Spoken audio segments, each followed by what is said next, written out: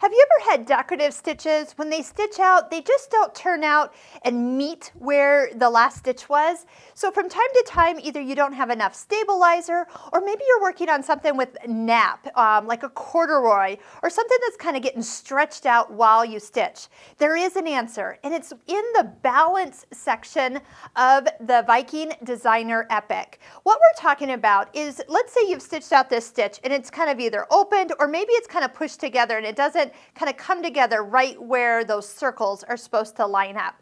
So what you do is you touch the balance option and the directions actually guide you. Change the preview on the screen to match the sewn sample. So you would have sewn it out and you would have noticed something is wrong. Now the reason I can't really sew this is because the balance is actually correct on this machine. So if I unbalance it, it actually is not really doing any good. So we're just going to explain it, because if you have this problem, all you do is you go to the screen.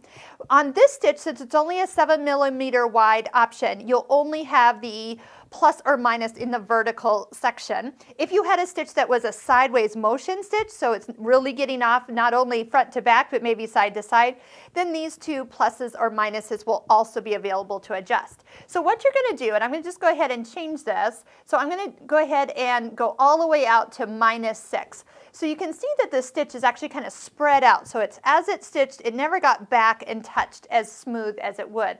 By matching this to my problem, making this picture match the actual issue seen on the fabric, when I touch OK, the machine will actually balance it into the correct look. So vice versa, let's go the other way. I'm going to just hold my finger on the plus, so give it a second, and go the opposite way. So right now you're seeing the stitches kind of squished together. So now it's almost interlocking.